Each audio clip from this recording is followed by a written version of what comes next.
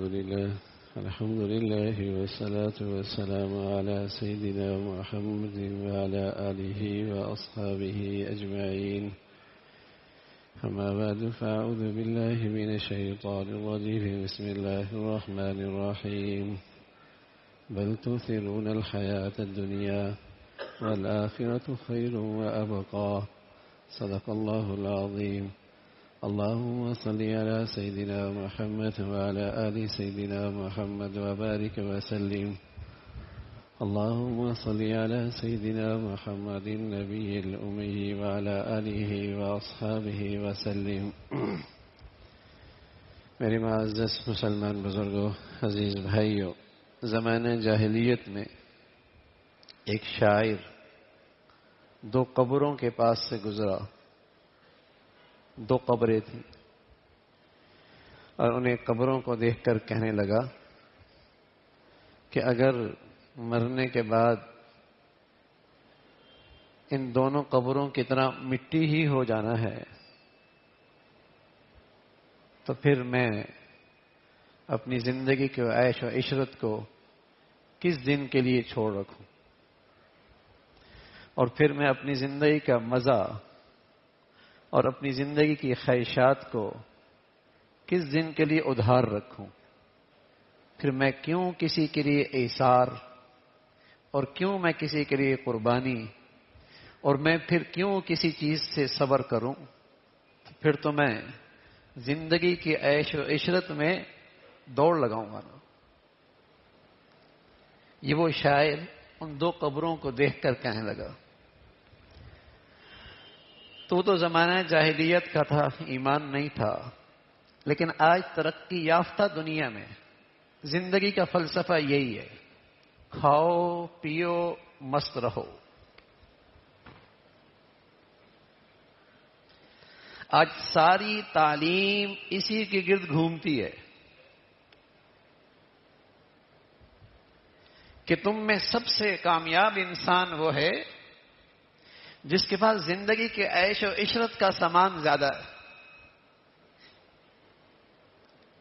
اسی پر اس کا احترام ہے، اسی پر اس کا استقبال ہے، اسی پر اس کی عزت ہے،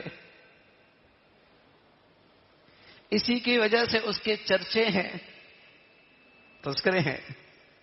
تو آج پوری زندگی کا فلسفہ بھی یہی ہے، اور ساری تعلیم کا فلسفہ بھی یہی ہے کہ میاں عیش و عشرت کرو، خوب زندگی سے لطف اندوز ہو، جتنے اپنی زندگی بڑھیا کر سکتے ہو کر لو. یہی کامیابی ہے. اور اس کا پھر نتیجہ ہے، اور اس کا نتیجہ یہ ہے کہ گھر کی چار دیواری تک ملک، اور پھر ایک بر اعظم، اور پھر دوسرے بر اعظم، اور پھر پوری دنیا آج فساد میں گھری ہوئی ہے. اس لیے کہ اس زندگی کا قدرتی نتیجہ ہے فساد. اس زندگی کا قدرتی نتیجہ ہے فساد. اس لیے پیغمبر، ایک تو طریقہ یہ نا کہ اگر ٹینکی سے پانی گندا آ رہا ہے یا جہاں سے پانی سپلائی ہو رہا ہے وہاں پانی گندا ہے، تو ہر آدمی اپنے گھر کے اندر پانی گرم کر لے، ٹوٹی پہ کپڑا لگا کر اس کو چھان لے. ظاہر ہے یہ تو اس کا علاج نہیں ہے. اس لیے کوئی آدمی راہ چلتا بھی پانی پی سکتا ہے، بے خبر ہو کے بھی پانی پی سکتا ہے. اس کا صحیح علاج کیا ہے؟ جہاں سے پانی آ رہا ہے وہاں سے صفائی کا انتظام، جہاں سے پانی کی سپلائی ہو رہی ہے وہاں سے اس کا انتظام کیا جائے. اصل جڑ تو وہ ہے. تو پیغمبر جن کے پاس اللہ کا علم ہوتا ہے وہ یہی ذہنیت بدلتے ہیں، زندگی کا فلسفہ بدلتے ہیں، زندگی کا فلسفہ بدلتے ہیں. ان کی تعلیم کا مقصد کچھ اور ہوتا ہے، اور وہ یہ ہوتا ہے کہ تمہارا کوئی خالق اور مالک ہے اور ایک اور زندگی ہے، اور اس زندگی کے اندر تم نے اپنی پوری زندگی کا حساب دینا ہے اور اس پر تمہیں سزا اور جزا ملے گی. جب زندگی کا یہ فلسفہ ہوگا تو پھر آدمی میں انسانیت پیدا ہوگی، پھر صبر آئے گا، پھر صبر آئے گا، پھر برداشت آئے گی، پھر آدمی اپنی خواہشات کو قابو پا لے گا، اور پھر انسانی شرافت کا معیار عہدہ، دولت، پیسہ، اسٹیٹس نہیں، پھر تقوی، پرہیزگاری، نیکی، کردار، سیرت، پھر یہ شرافت کا معیار ہو.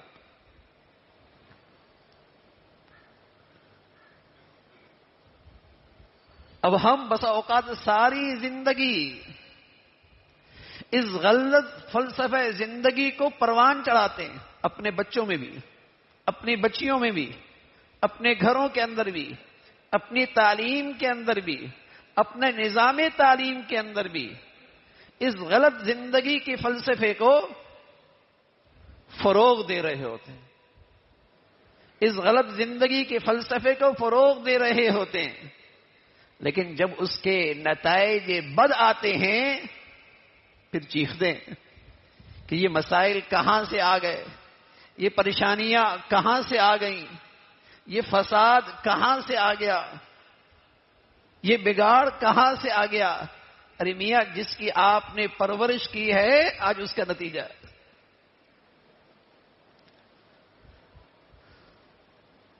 ہم اپنی نسلوں کو، اپنی اولادوں کو، اپنے تعلیمی اداروں کو، اپنے نظام تعلیم کو تو اس بات پہ رکھیں کہ بیٹے اچھی زندگی، ایک دوسرے سے زندگی کے معیار میں سبقت، یہی شرافت ہے، یہی دنیا کی عزت ہے، یہی انسان کے اقبال بلند ہونے کی علامت ہے. اور جب اس کے نتائج بد آتے ہیں پھر پریشان ہوتے کہ یہ اولاد نافرمان کیوں ہو گئی. پھر ہم پریشان ہوتے ہیں کہ یہ نئی نسل آج ہاتھ سے کیوں نکل رہی ہے. پھر ہم روتے ہیں کہ یہ آنے والے یہ بچے مستقبل میں کیا طوفان مچائیں گے. تو جس کی پرورش کی ہے اسی کا نتیجہ آئے گا نا. تو زندگی کا فلسفہ ہی غلط ہو گیا،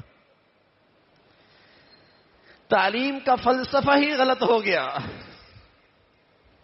زندگی کا فلسفہ ہی غلط ہو گیا کہ کھاؤ پیو مست رہو، اور جتنے زندگی کے وسائل، اسباب، دولت، اسٹیٹس، معیار جتنا اچھا بناؤ گے یہی عزت ہے.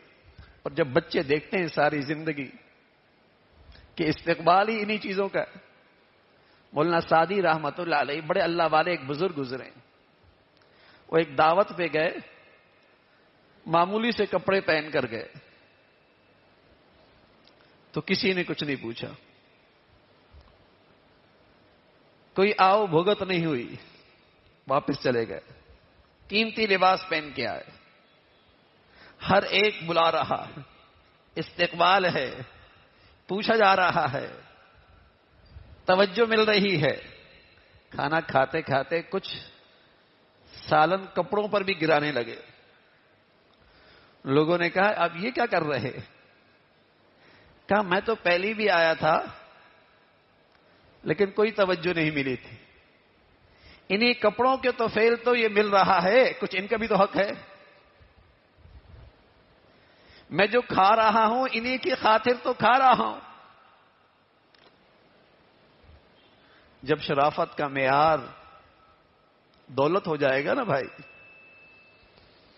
جب عزت کا معیار اسٹیٹس بن جائے گا نا بھائی، تو میرے عزیزو پھر جائز ناجائز کی تمیز ختم ہو جائے گی، پھر حلال حرام کا فرق مٹ جائے گا. پھر انسان اس حرص و ہوس میں انسانیت کو قدم قدم پہ پامال کرے گا. ہم بچپن ہی سے اپنے بچوں کو فلسفہ زندگی غلط دیتے ہیں، اپنا تعلیمی نظام کا فلسفہ ہی غلط ہے، اور جب اس کے نتائج بد آتے ہیں، اس کا جب ریئیکشن آتا ہے، اس کا جو فساد آتا ہے، پھر چیختے اور چلاتے ہیں کہ ایسے بد نصیب لوگ اداروں میں بیٹھے ہیں، ایسے بدبخت لوگ ہمارے حکمران ہیں، جب ان کی پرورش ہی ایسی ہوئی ہے تو پھر وہ اپنا عیش و عشرت کو کس دن کے لیے چھوڑیں گے؟ وہ تو کہتے ہیں آج اختیار ملا ہے، آج خزانہ میرے ہاتھ میں ہے، آج میری 5 انگلیاں گھی میں ہیں، میں کیوں اس موقع کو جانے دوں؟ میں اس موقع کو ہاتھ سے کیوں جانے دوں؟ جب مر کر مٹی ہونا ہے، کوئی باز پرسی نہیں ہے، پھر میں اس عیش و عشرت کو پھر میں کیوں ایثار کروں؟ پھر میں کیوں احسان کروں؟ پھر میں کیوں دیانت سے کام لوں؟ پھر میں کیوں سچائی سے کام لوں؟ میں تو آج اپنے اختیار کو استعمال کروں گا کہ زیادہ سے زیادہ عیش و عشرت کی زندگی کیسے اختیار کی جا سکتی۔ آج موقع ملا ہے، آج موقع ملا ہے۔ تو جب فلسفہ زندگی یہ فروغ پائے گی، جب نظام تعلیم کا فلسفہ یہ ہو جائے گا، تو پھر معاشرے میں ایسی کردار آئیں گے بھائی، پھر دنیا ایسے کرداروں کی دیکھ کر زندگی کی تلخی، زندگی کی تپش محسوس کرے گی۔ زندگی کا فلسفہ ہی غلط ہو گیا۔ اس لیے اللہ کریم کہتے ہیں بل تؤثرون الحیات الدنیا، تمہارے فساد کی جڑ یہی ہے کہ تم نے اس زندگی کو بڑی چیز سمجھ لیا۔ تمہاری زندگی کی فساد کا جڑ، مصیبت کی جڑ، بگاڑ کی وجہ یہی ہے، تم نے اس زندگی کو کوئی بڑی چیز سمجھ لیا ہے۔ یہاں کی مصنوعی عزت، جھوٹا اسٹیٹس، مال و دولت کی کر و فر، تم نے اسے بڑی چیز سمجھ لیا ہے۔ یہ تمہارے فساد کی جڑ ہے۔ مذہب یہ تعلیم دیتا ہے زندگی کی۔ پیغمبر زندگی کا یہ فلسفہ بتاتے ہیں کہ والآخرۃ خیر وابقی، زندگی آگے ہے جو پائیدار بھی ہے اور بڑھیا بھی ہے۔ اپنی ہر وہ خواہش جس سے اللہ ناراض ہوتا ہو اسے ترک کرو، تمہیں اگلی زندگی میں تمہاری ساری خواہشات پوری ہوں اور بڑی پائیدار، اور ان خواہشات کو پورا کرنے کا معیار وہ بھی اچھا ہوگا۔ یہ فلسفہ زندگی آدمی میں انسانیت پیدا کرتا ہے، آدمی میں قناعت لے کے آتا ہے، آدمی میں صبر لے کے آتا ہے، آدمی میں دیانت لے کے آتا ہے، آدمی میں سچائی لے کے آتا ہے۔ اس سے آدمی کے اخلاق اور کردار کی اصلاح ہوتی ہے۔ کوئی منصوبہ بغیر اچھے کردار اور اخلاق کے کبھی کامیاب نہیں ہوا کرتا۔ کوئی منصوبہ سیرت سازی، اخلاق کی اصلاح کے بغیر کوئی منصوبہ کامیاب نہیں ہوتا۔ میں آپ کو چھوٹا سا منصوبہ بتاتا ہوں۔ آپ کا منصوبہ ہے کہ آپ کے بچوں کا گھر اچھا بن جائے اور اس کی آپ بہت شاندار کوٹھی بنا دے اور کوٹھی کے اندر ہر قسم کا اچھا سامان بھی رکھ دے، لیکن اس گھر میں رہنے والوں کا کردار اور اخلاق اچھے نہ ہو، بتائیے یہ منصوبہ کامیاب ہو جائے گا؟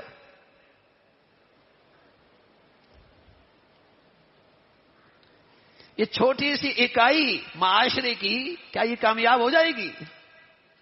کوئی کردار، کوئی منصوبہ سیرت سازی کے بغیر، اخلاق کی اصلاح کے بغیر نہیں کامیاب ہوا کرتا۔ تو بتائیے پوری سوسائٹی، پورا ملک، پوری قوم بغیر کردار کے، بغیر اخلاق کے اصلاح کے کیسی اچھی زندگی گزار سکتی ہے؟ لیکن ذرا سوچئے، کوئی ایک ادارہ بتائیے، کوئی ایک اپنے ملک کا ادارہ بتائیے جس کی توجہ کردار سازی پہ ہے، اخلاق سازی پہ ہے۔ کوئی ایک کردار۔ آپ 80 70 77 سال ہو گئے ہیں، آپ قومی سطح پہ کوئی ایک منصوبہ بتائیے جس کی توجہ کردار سازی پہ ہو، اخلاق کے سنوارنے پہ ہو۔ ارے میرے عزیزو، چیزیں اچھی بننے سے اور چیزیں بڑھیا بننے سے چیزوں کی معیار تو بڑھتا ہے، انسانی زندگی اچھی نہیں ہو سکتی۔ انسانی زندگی تو اچھے انسان سے ہوتی ہے، اچھے کردار اور اچھی سیرت سے ہوا کرتی ہے۔ آپ تجزیہ کیجئے اپنی زندگی کا، پچھلے 30 سالوں میں امیر غریب کے گھر کے اندر چیزیں اچھی آ گئیں، کوئی شک نہیں ہے۔ امیر غریب کے گھر میں چیزیں اچھی آ گئی، سائیکلوں پہ ہوا کرتے تھے، لوہے کی چادریں گھروں پہ ہوا کرتی تھی، گھر میں معمولی سامان ہوا کرتا تھا۔ غریب امیر کی زندگی کے اسباب و وسائل بڑھ گئے، زندگی کا اسٹیٹس اچھا ہو گیا، آمدنی بھی اچھی ہو گئی۔ بتائیے زندگی کتنی اچھی ہوئی؟ گھروں کا اطمینان، سکون، محبتیں، پیار، یہ کتنا اچھا ہوا۔ چیزیں تو اچھی ہو گئی نا۔ کوئی ایسا فلسفہ نہیں ہے کہ سمجھ میں نہ آئے۔ ہم اس غلط زندگی کی روش سے گزر رہے ہیں، اس کی تلخی محسوس کر رہے ہیں، اس فساد کی کڑواہٹ ہر گھر، ہر خاندان، ہر زندگی محسوس کر رہا۔ تو میرے عزیزو، پیغمبر انسانوں کی زندگی سنوارنے کے لیے آئے اور کہا زندگی کا فلسفہ صحیح کیجئے، اپنی تعلیم کا فلسفہ صحیح کیجئے، اور وہ یہ ہے والآخرۃ خیر وابقی، والآخرۃ خیر وابقی، آخرت کی زندگی بہت بڑھیا بھی، بہت پائیدار۔ اپنی ہر غلط خواہش کو اس زندگی کی خاطر قربان کیجئے، اپنے ہر غلط جذبے کو اس زندگی کی خاطر قربان کیجئے، قربان کیجئے، وہ زندگی ہے۔ اور تمہارے ہر غلط اور صحیح، اور ہر صحیح اور جائز اور ناجائز، اور تمہاری اچھائی اور برائی، اس کا تمہیں اللہ کی بارگاہ میں حساب دینا ہے، جزا سزا ہے۔ وقفوہم انہم مسئولون، وقفوہم انہم مسئولون، ٹھہرو ٹھہرو، جب تک کہ اپنی زندگی کا جواب نہیں دے پاؤ گے آگے نہیں جا سکتے۔ ٹھہر جاؤ یہاں تمہیں تعلقات ہیں، اور یہاں تم اپنا جرم چھپا سکتے ہو، اور یہاں تم لوگوں کی نظروں سے اوجھل ہو، اور یہاں تم قانون کے دست رس سے اپنے آپ کو بچا سکتے ہو، لیکن ایک ذات ایسی ہے وقفوہم، اس کے سامنے تمہیں ٹھہرنا ہوگا۔ یہ فلسفہ زندگی انسانیت پیدا کرتا ہے، انسانی کردار کو بلند کرتا ہے، انسان کے اخلاق کی اصلاح کرتا ہے کہ قانون کی رسائی نہیں ہے، لوگوں کی نظریں نہیں ہیں، کسی کا ڈر اور خوف نہیں ہے، لیکن پھر بھی بددیانتی نہیں کرتا،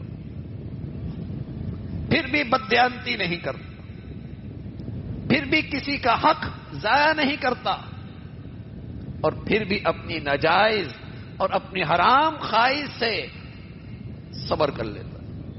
یہ فلسفہ ہے زندگی۔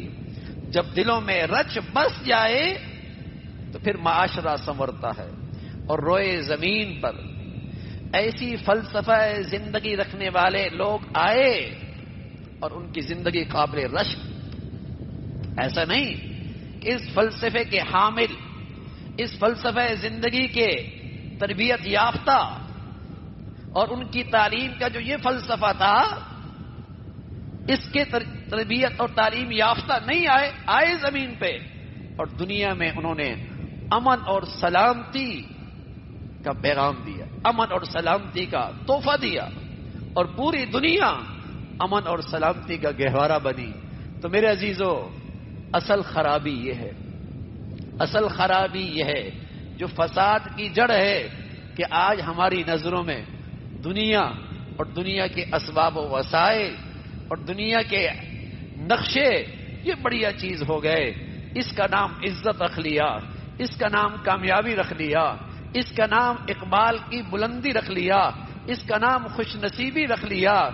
یہ جہالت ہے، یہ جہالت ہے۔ اصل عزت اور معیار نیکی اور تقوی ہے، آخرت کے سنوارنے والے ہیں۔ اللہ تعالیٰ بھائی اس صحت مند زندگی کا صحیح یقین اور صحیح ایمان نصیب فرمائے۔ وآخر دعوانا ان الحمد للہ رب العالمین۔